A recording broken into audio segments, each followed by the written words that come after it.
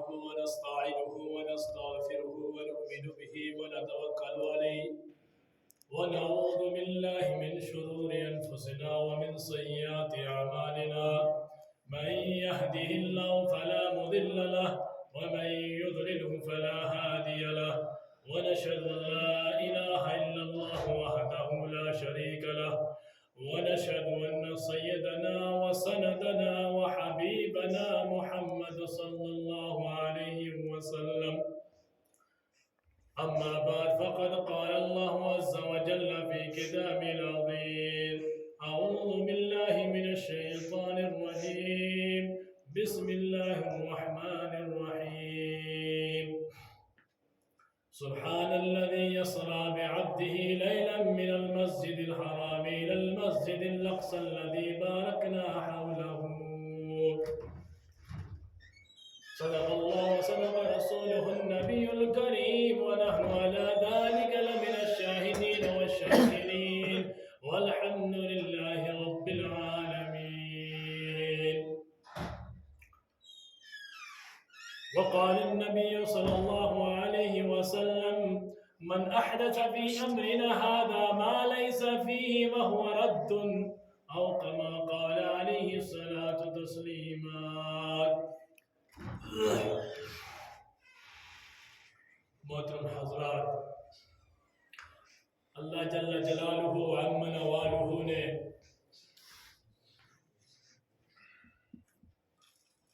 اس انسان کی تخلیق فرما کر اس کائنات میں بھیجا تاکہ رب الکریم کی عبادت کما حقہ کی جائے، جس طرح اس کی عبادت کرنے کا حق ہے، اور اس کے طریقے کو بتانے کے لیے وقتاً فوقتاً قوموں اور قبیلوں کی طرف اللہ جل جلالہ نے اپنے نائبوں کو، اپنے نبیوں کو، اپنے رسولوں کو مبعوث فرمایا تاکہ وہ اللہ جل جلالہ کی تعلیمات سے ان کو روشناس کرے۔ اسی طرح یہ سلسلہ چلتا رہا یہاں تک کہ جناب محمد رسول اللہ صلی اللہ علیہ وسلم کی تشریف آوری ہوئی۔ صلی اللہ علیہ وسلم جب جناب محمد رسول اللہ صلی اللہ علیہ وسلم اس دنیا پہ تشریف فرما ہوئے، چاروں طرف اندھیرا چھایا ہوا تھا، ظلمتیں چھائی ہوئی تھی، جہالت کی تاریکیاں چھائی ہوئی تھی، نور کا دور دور تک کہیں لینا دینا نہیں تھا، لوگ بچیوں کو زندہ درگور کر دیے جاتے تھے، لوٹ مار کیا کرتے تھے، قافلے لوٹ لیا کرتے تھے، قتل و غارت کا بازار گرم تھا، ہر طرف عریانی اور فحشائی تھی۔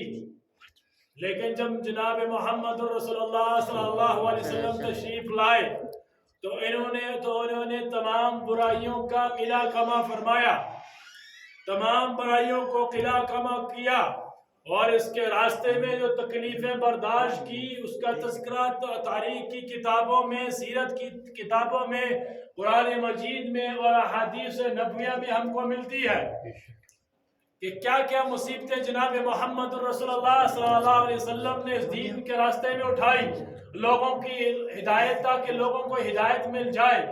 اس ہدایت کے چکر میں لوگوں نے جناب محمد رسول اللہ صلی اللہ علیہ وسلم کو طرح طرح کی تکلیفیں دی، آپ کے دندان مبارک شہید کیے گئے، آپ کی بیٹیوں کو طلاق دی گئی، حتیٰ کہ آپ کو زہر بھی دیا گیا، آپ کے قتل کی سازش کی گئی۔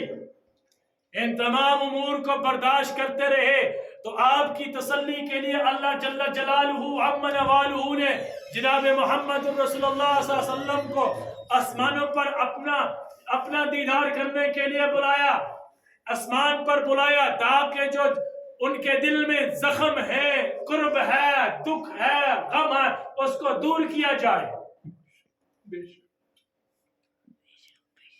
تو جناب محمد رسول اللہ صلی اللہ علیہ وسلم کو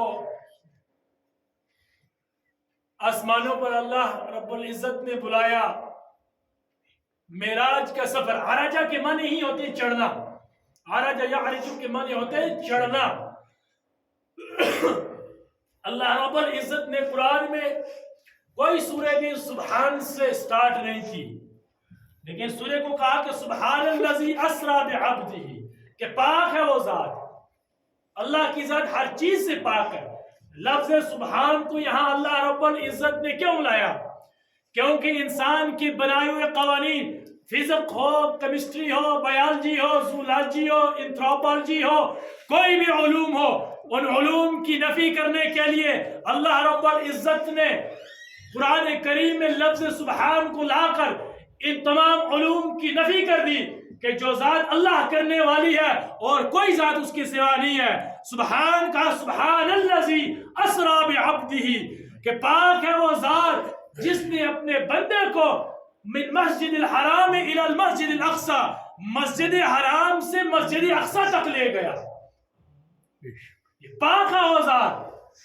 انسان کے جب دماغ چلتا ہے، انسان کا مغز جب چلا، اس نے اس دنیا میں گاڑی کو ایجاد کیا، اس کا دماغ چلا، اس نے ٹرین کو ایجاد کیا، اس کا دماغ چلا، اس نے ہوائی جہاز کو تیار کیا۔ جب اس کا دماغ اللہ رب العزت نے عقل اس کو دی تو اس نے اسپیس آسمانوں میں جا کے وہاں پر اپنا قیام گاہیں بنائی، لیکن ان تمام چیزوں کی نفی اللہ رب العزت نے لفظ سبحان میں کر دی۔ سبحان اللہ، بے شک۔ پانی گلاس دیا، لفظ سبحان میں ان تمام چیزوں کی اللہ رب العزت نے نفی کر دی کہ اللہ ان چیزوں کا محتاج بالکل نہیں ہے، ان چیزوں سے اللہ مبرہ ہے، منقع ہے، مصفہ ہے، ان چیزوں کی اللہ کو بالکل ضرورت نہیں ہے۔ اللہ قادر مطلق ہے، وہ جو چاہتا ہے کرتا ہے، لفظ کن فیکون کا بھی وہ محتاج نہیں ہے۔ سبحان اللہ۔ لفظ کن فیکون یہ انسان کی سمجھ کے لیے، انسان کو تاکہ سمجھ آ جائے، اس لیے اللہ رب العزت نے انسان کو سمجھانے کے لیے لفظ کن فیکون کا استعمال کیا، نہیں تو اللہ کو اس کی بھی ضرورت نہیں ہے۔ وہ جاتا ہے، وہ جو چاہتا ہے کر کے دکھاتا ہے، وہ قادر مطلق ہے۔ سبحان اللہ، سبحان اللہ، بے شک۔ جب جناب محمد رسول اللہ صلی اللہ علیہ وسلم کو آسمانوں پر چڑھایا گیا تو راستے میں بہت سارے عجائبات جناب محمد رسول اللہ صلی اللہ علیہ وسلم کو دکھائے گئے، بہت سارے عجائبات جو کفار مکہ آپ کی تکذیب کیا کرتے تھے کہ آپ بالکل ایک ساحر ہیں، جادوگر ہیں، علم نجوم کا علم ہے آپ کو، آپ نبی نہیں، پیغمبر نہیں۔ لیکن جب معراج کا سفر کیا راتوں رات، اب وہ معراج کا سفر کیسے ہوا؟ جبرائیل امین جناب محمد رسول اللہ صلی اللہ علیہ وسلم سوئے ہوئے تھے، جبرائیل امین آئے، سب سے پہلے آپ کے سینے مبارک کو چاک کیا اور دل کو نکال کر ایک تشتری میں رکھا، تشتری میں رکھنے کے بعد آب زمزم سے اس کو دھلا۔ سبحان اللہ، آب زمزم سے اس کو دھلا۔ سبحان اللہ، کوئی کسی پانی میں دنیا میں شفا نہیں ہے سوائے آب زمزم کے۔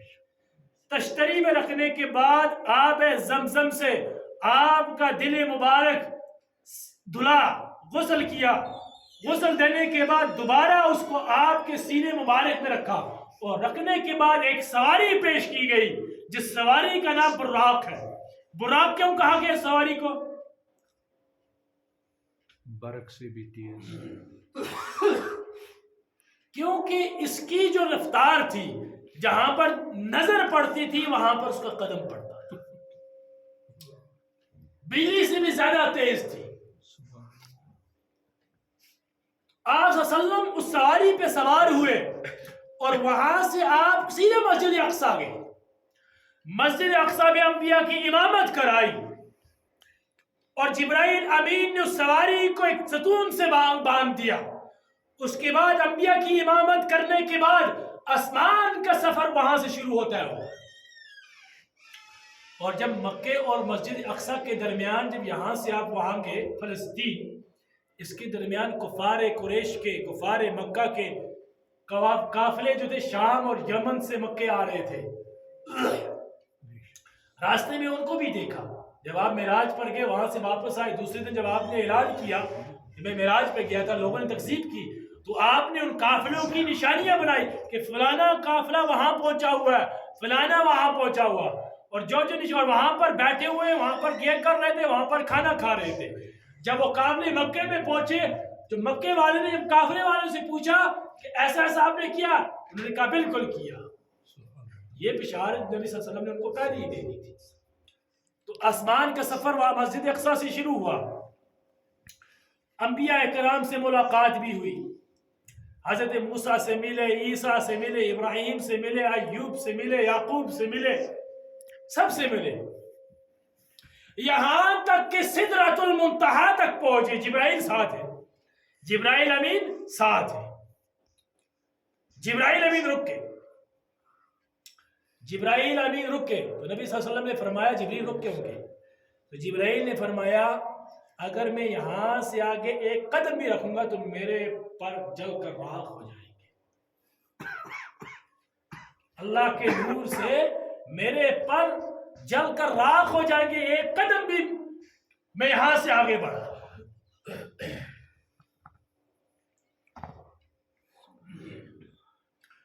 تو وہاں سدرۃ المنتہا کے آگے جناب محمد رسول اللہ صلی اللہ علیہ وسلم تنے تنہا چلتے رہے، نور کے پردے اٹھتے رہے، سبحان اللہ، چلتے رہے، نور کے پردے اٹھتے رہے۔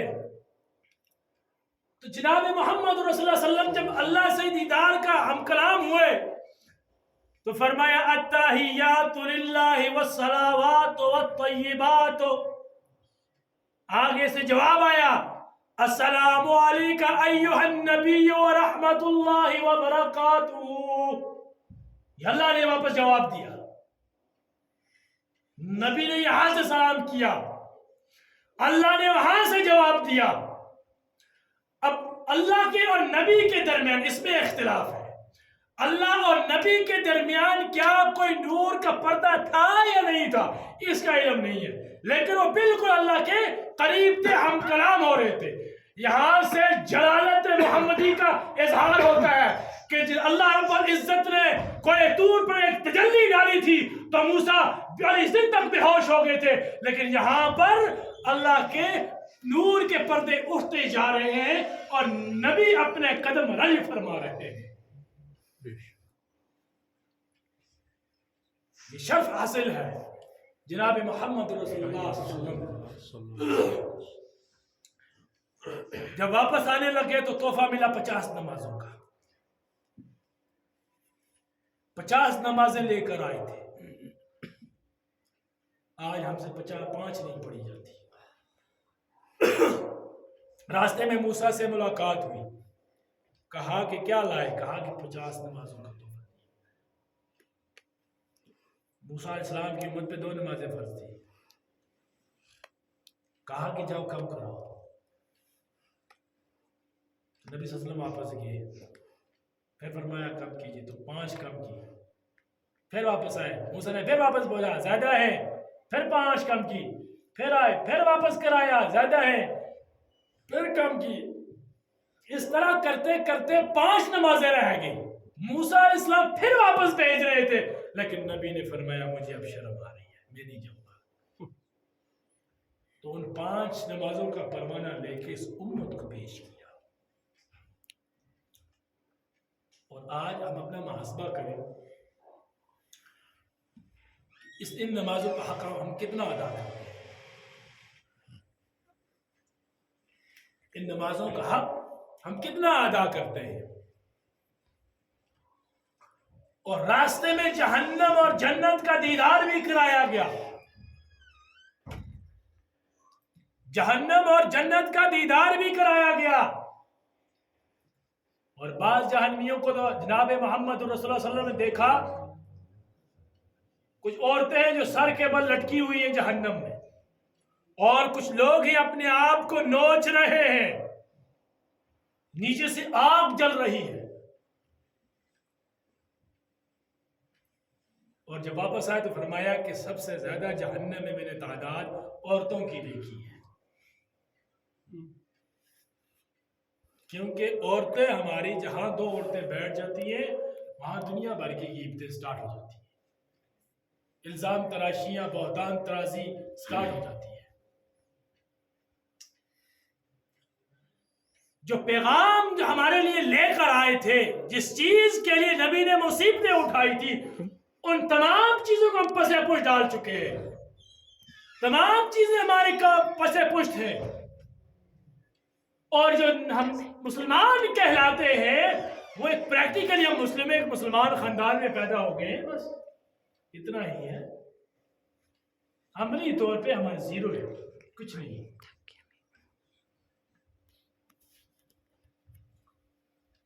حالانکہ میں آپ سے فرمایا تھا الصلاۃ معراج المؤمن، نماز جو ہے یہ مومن کی معراج ہے.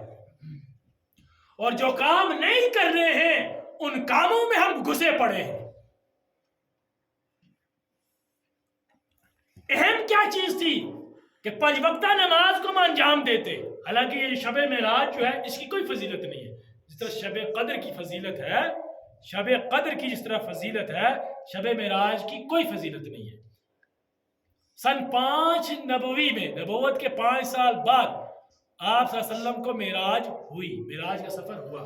یعنی آپ معراج کرنے کے بعد 18 سال تک اس دنیا میں رہے. آپ نے کبھی بھی معراج نہیں بنائی. اس رات کی کوئی فضیلت نہیں ہے. اس کے مہینے میں بھی، تعین میں بھی اختلاف ہے، اس کی تاریخ میں بھی اختلاف ہے.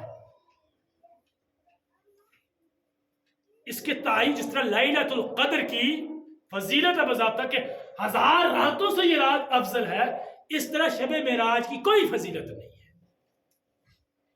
اب یہ موقع ہوتا ہے، کچھ راتیں آ جاتی ہیں، اسی بہانے جو مسجد نہیں بھی آتے وہ بھی آ جاتے ہیں، اللہ اور اس کے رسول کی بات سن لیتے ہیں، سبحان نماز پڑھ لیتے ہیں.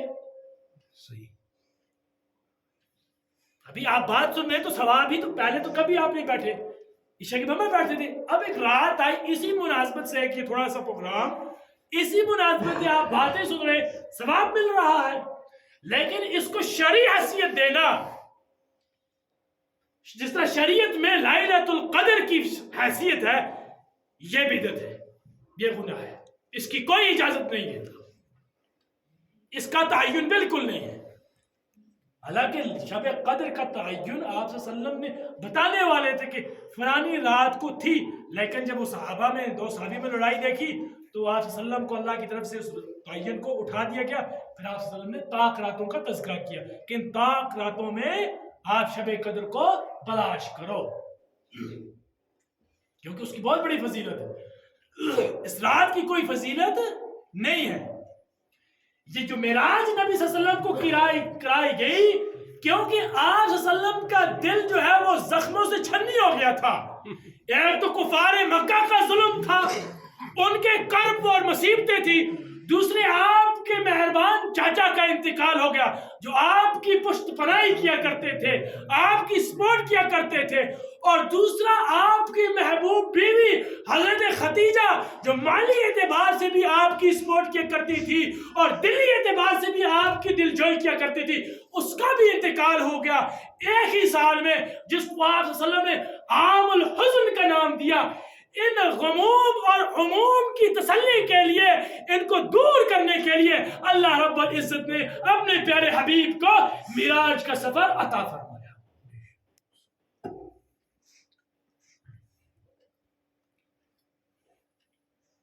تاکہ اس معراج کے سفر کے ذریعے جناب محمد رسول اللہ علیہ وسلم کا جو دل ہے، جو زخموں سے چھنی ہو چکا ہے، غموں سے چھنی ہو چکا ہے، اس کو تھوڑا سا آرام ملے.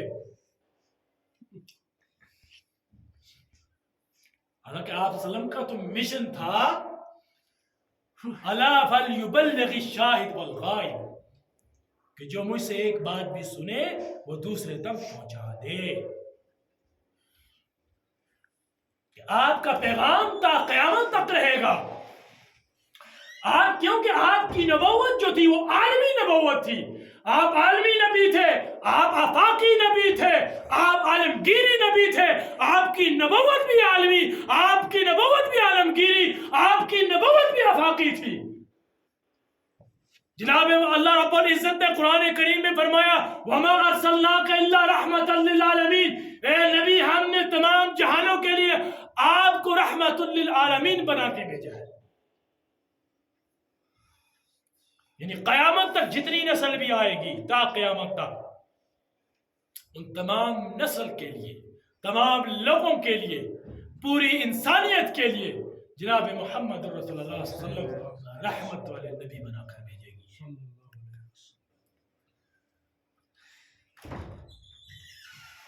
ہمیں اپنا محاسبہ کرنا چاہیے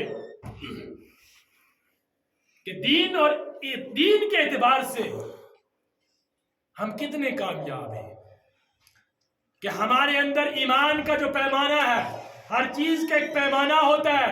جس طرح کوئی سودا آپ دکان سے تول کر لیتے ہیں، پیمانہ کر کے لیتے ہیں، وزن کر کے لیتے ہیں، اسی طرح ایمان کا بھی ایک پیمانہ ہے. آپ اپنے ایمان کو جانچتے رہیے، اس کا امتحان لیتے رہیے کہ آپ کا ایمان کس لیول پہ ہے. ایک حدیث میں آیا ہے لا یؤمن احدکم حتی اکون احب الیہ من والدہ وولدہ والناس اجمعین، کہ تم میں سے کامل مومن اس وقت کوئی شخص نہیں ہو سکتا جب تک اپنی جان سے، اپنے مال سے، اپنی اولاد سے اور تمام لوگوں سے زیادہ مجھ سے محبت نہ کرے. محبت سے یہاں کیا مراد ہے؟ زبان کی محبت ہے، الفاظ کی محبت ہے، یا محبت جو ہے وہ طریقہ کار ہے. جو نبی جس طریقے پہ چلے، کیا اس طریقے پہ ہم چل رہے ہیں؟ کیا وہ طریقہ ہمارے اندر ہے؟ ارے عاشق تو چاہتا ہے وہ اپنے محبوب جیسا ہو جائے. لیلا مجنو کا قصہ بڑا ہی مشہور قصہ ہے. ایک دن کسی نے دیکھا مجنو کو ایک کتے کو چومتے ہوئے، اس کو بوس و کنار کر رہا ہے. تو کسی نے پوچھا کہ مجنو کتے کو کیوں چوم رہے ہو؟ تو کہنے لگا یہ ابھی لیلا کی گلی سے ہو کے آیا ہے. ایک انسان جو ہے انسان سے اتنی محبت کر سکتا ہے. جس نبی نے اس امت کی خاطر اپنے دندان مبارک شہید کیے، پیڑ پہ پتھر باندھے، کیا قیامت کے دن نہیں پوچھیں گے؟ ارے کتنے رحیم اور شفیق نبی ہیں. کسی نبی کو کل قیامت کے دن اپنی امت نہیں یاد رہے گی. یا نفسی کا نعرہ ہر نبی کی زبان سے ہوگا، لیکن ایک آواز اس دن آئے گی قیامت کے دن. یہاں وہ آواز ہوگی یا امتی، کہ اے اللہ میری امت. جب نظریں وہاں لوگوں کی جائیں گی کل میدان حشر میں، تو دیکھیں گے یہ جناب محمد رسول اللہ صلی اللہ علیہ وسلم کا چہرہ اقدس ہے. تو اللہ کی رحمت جلال میں آئے گی. اللہ کا فرمان آئے گا ارفع راسک یا محمد سل تعطا ولسوف یعطیک ربک فترضی. اے محمد اپنے سر کو اٹھائیے اور مانگیے، آپ کا رب آپ کو راضی کر دے گا. آج اپنا محاسبہ کریں جو نبی قیامت میں بھی اپنی امت کو نہیں بھول رہا ہے، تو دنیا میں ہم کس طرح اس کو بھولے بیٹھے ہیں. کوئی چیز کام آنے والی نہیں ہے. یہ ہم دنیا کی عیش پرستی میں پڑے ہوئے، یعنی مرنے کا خوف ہی نہیں ہے.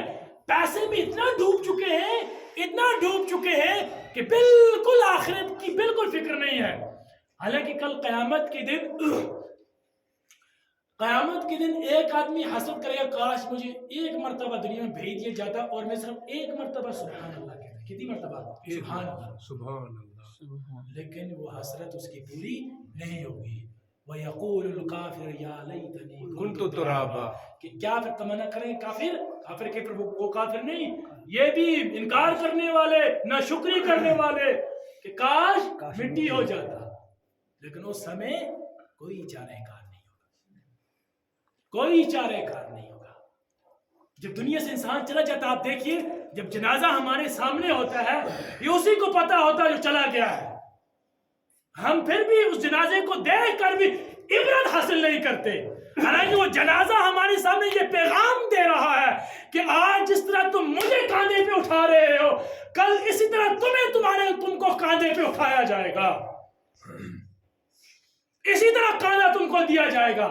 لیکن دنیا کی محبت ہمارے دل و جگر میں ایسی گھس گئی ہے، ایک حدیث میں آیا جناب محمد رسول اللہ صلی اللہ علیہ وسلم فرمایا کہ آخری دور میں مسلمانوں کی مثال ایسی ہوگی جیسے سمندر پر جھاگ. تو صحابہ نے عرض کیا کیا رسول اللہ صلی اللہ علیہ وسلم مسلمانوں کی قلت ہوگی, کم ہوگی اس میں؟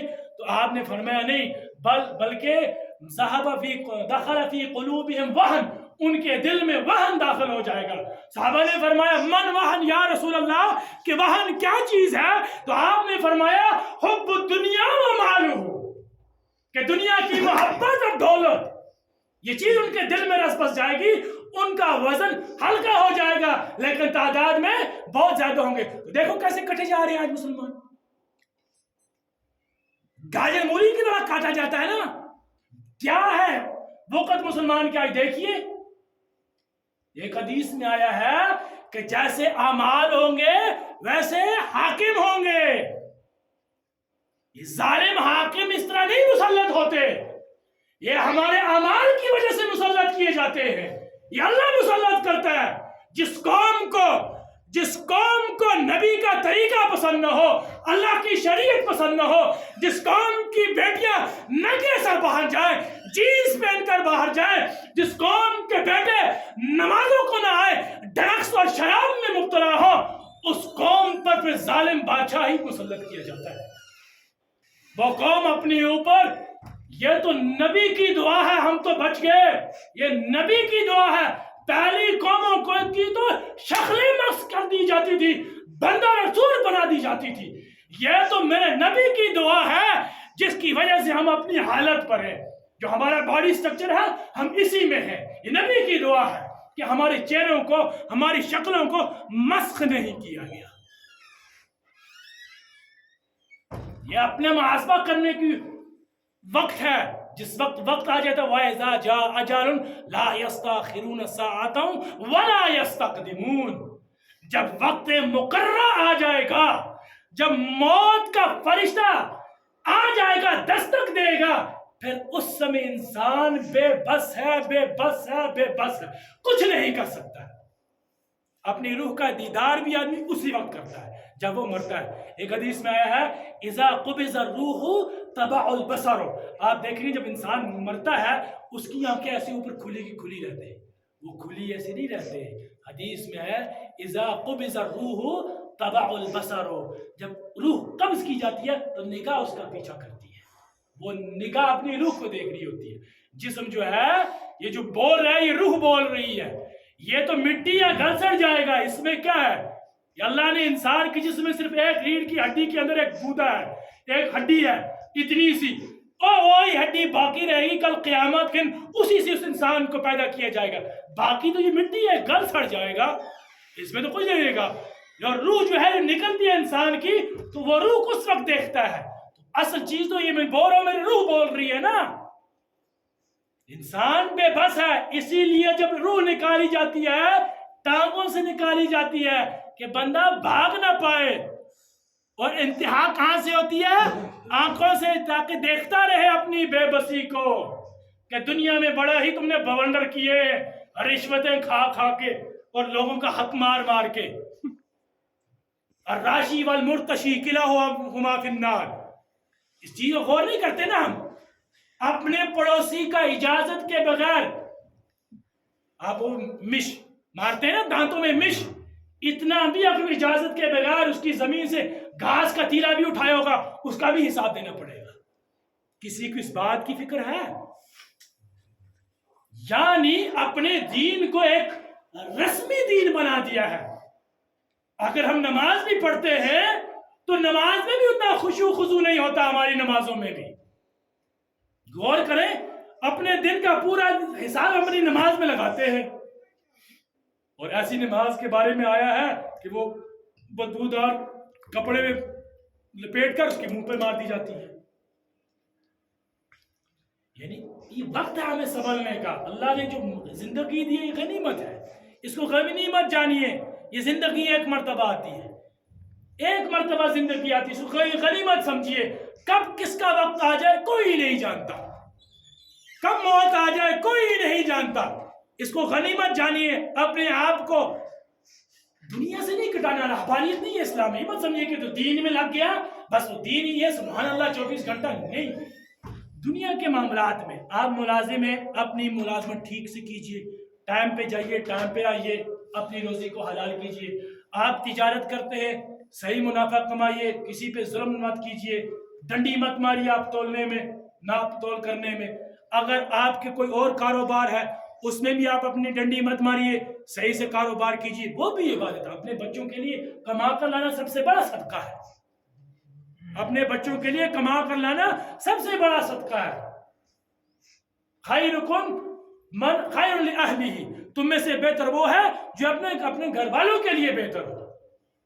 دنیا سے کٹنا نہیں ہے، لیکن دنیا میں رہنا اس طرح ہے جس طرح نبی صلی اللہ علیہ وسلم نے ہم کو بتایا ہے۔ بس اپنی زندگی اس طرح بنا لو، آپ جتنے ہی بڑے بن جاؤ، کوئی اس سے انکار نہیں کرتا آدمی، لیکن جس طرح بنا، آپ سیاستداں ہیں تو جس طرح سیاست کا حق ہے، وَكَانُوا الْأَنْبِيَاءُ وَبَنِي إِسْرَائِيلَ يَسُوسُونَ، بنی اسرائیل کے تمام انبیاء جو وہ تو سیاست کیا کرتے تھے، وہ بھی تو سیاستدان تھے، کون کہتا؟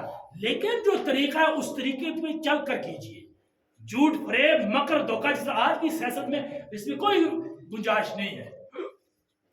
ہر کام، آپ جس پہلو سے بھی دیکھیں گے نبی صلی اللہ علیہ وسلم کی زندگی، ہر پہلو ہمارے سامنے آیا ہے، ہر پہلو کو آپ صلی اللہ علیہ وسلم نے ہمارے سامنے کھول کھول کے رکھا ہے۔ آپ معاشرتی زندگی دیکھ لیجئے، آپ گھریلو زندگی دیکھ لیجئے، آپ باہر کی زندگی دیکھ لیجئے، آپ سیاسی زندگی دیکھ لیجئے، آپ جنگ کی زندگی دیکھ لیجئے، آپ جو بھی پہلو جناب محمد رسول اللہ علیہ وسلم کی زندگی کا دیکھیں گے، ہر پہلو میں ہم کو نمونہ ملے گا، اور قرآن نے اس کی تصدیق کیا، وَلَقَدْ كَانَ لَكُمْ فِي رَسُولِ اللَّهِ أُسْوَةٌ حَسَنَةٌ۔